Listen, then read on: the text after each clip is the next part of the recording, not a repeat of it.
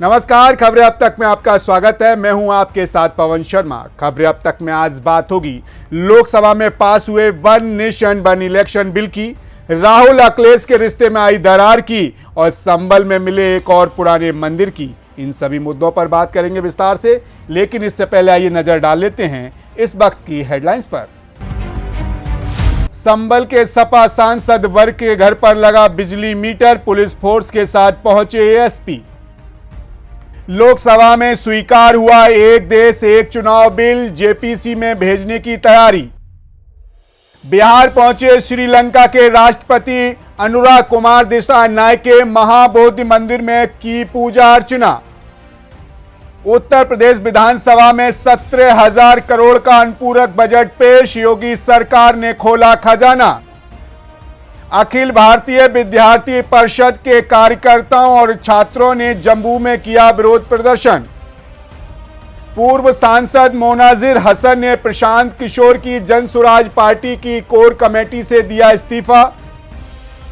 फिलिस्तीन के बाद बांग्लादेशी हिंदुओं के समर्थन वाला बैग लेकर संसद पहुंची प्रियंका गांधी। बिहार में ईडी ने अटैच की आईएएस अफसर संजीव हंस की संपत्ति, मनी लॉन्ड्रिंग केस में एक्शन। फिर बदले सोने चांदी के दाम, 170 रुपए बढ़ा 10 ग्राम सोने का भाव। बड़ी गिरावट के बाद बंद हुआ शेयर बाजार, सेंसेक्स 1064 अंक टूटा, निफ्टी 24,350 से फिसला। हेडलाइंस के बाद एक बार फिर आपका खबरें अब तक में स्वागत है। तो चलिए शुरू करते हैं खबरों का सिलसिला और बात करते हैं अपने पहले खास मुद्दे के बारे में।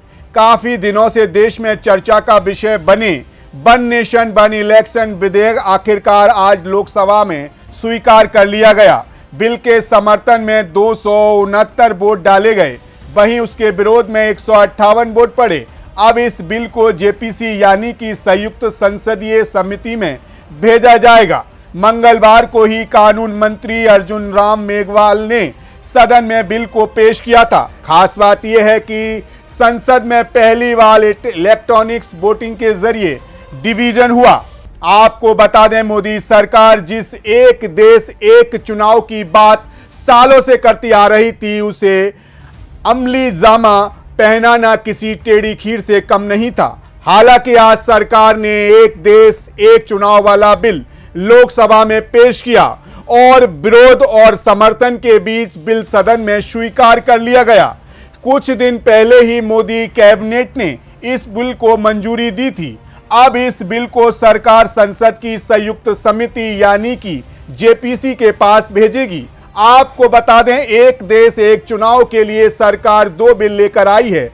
एक बिल संविधान संशोधन है, जबकि दूसरा बिल जम्मू कश्मीर और दिल्ली समेत केंद्र शासित प्रदेशों में एक साथ चुनाव कराए जाने से जुड़ा हुआ है।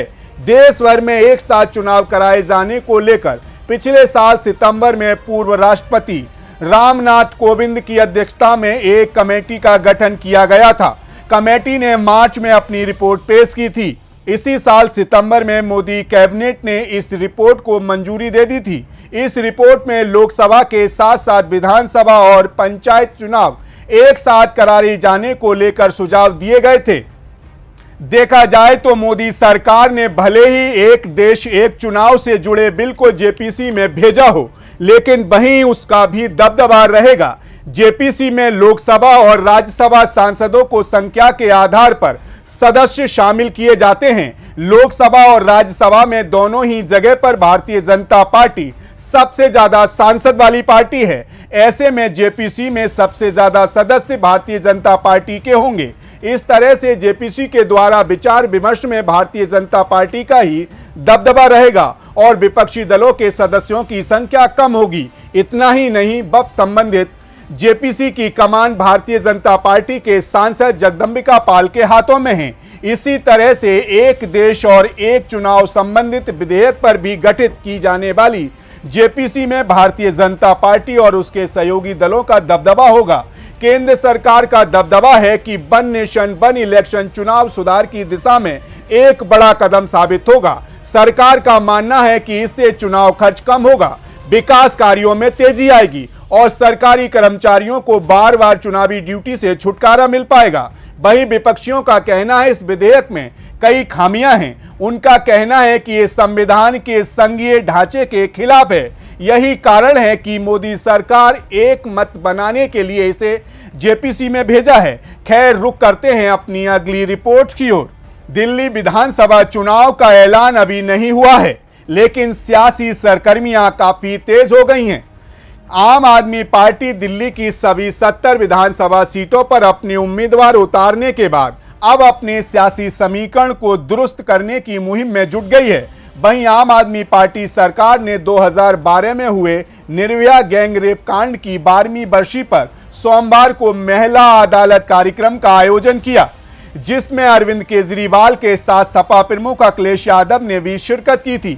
इस दौरान जिस तरह से अखिलेश और केजरीवाल की सियासी केमिस्ट्री दिखी, उसे लेकर कांग्रेस की सियासी टेंशन बढ़ना लाजमी है। कहा जा रहा है कि अब उत्तर प्रदेश के लड़कों की जोड़ी टूटने के कगार पर आ चुकी है।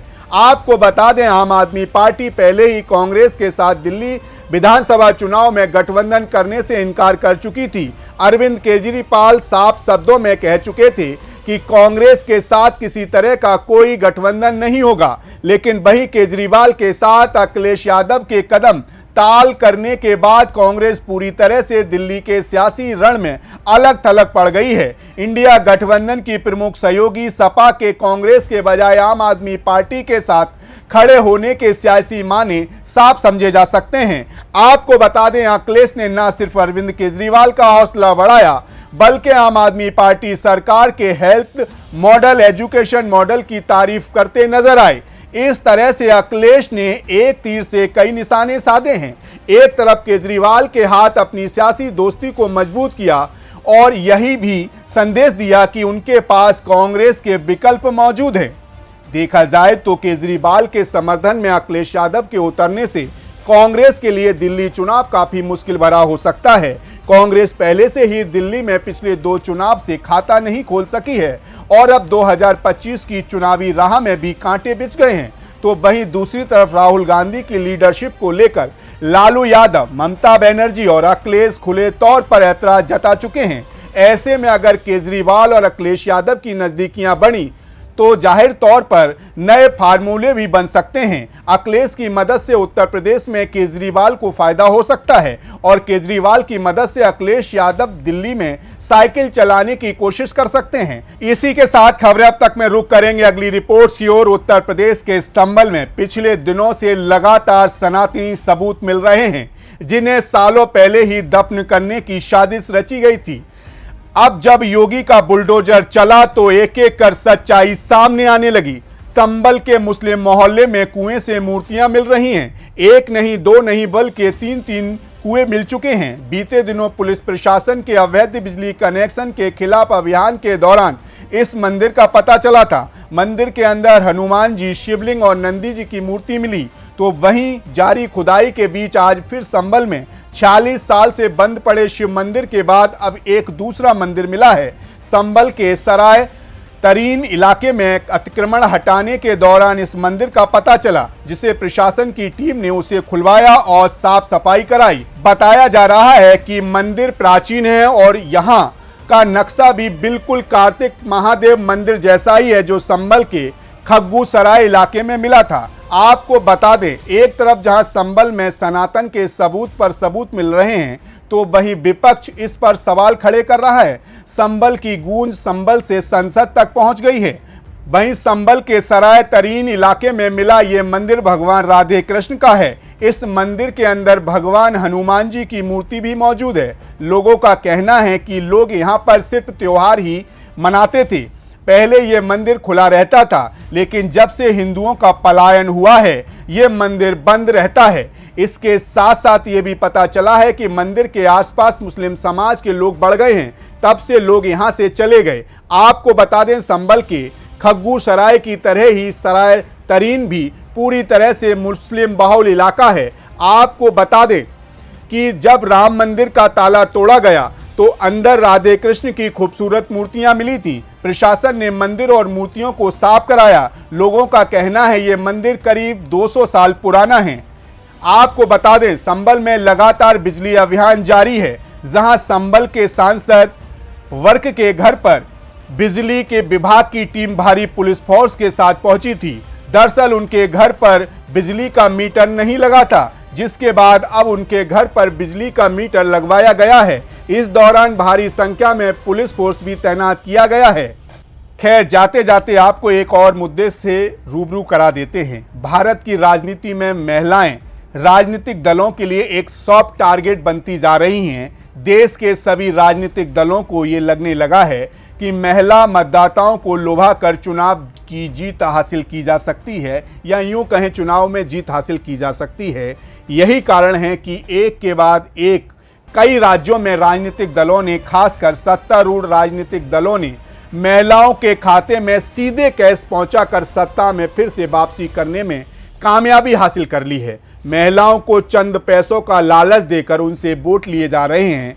अब इसे महिला सम्मान योजना का नाम दिया जाए, या लाडली बहना योजना का नाम दिया जाए, या फिर कोई और नाम दिया जाए, लेकिन सही मायने में ये एक चुनावी रिश्वत से ज़्यादा कुछ नहीं है। हाल ही में दिल्ली की आम आदमी पार्टी सरकार ने भी यही किया।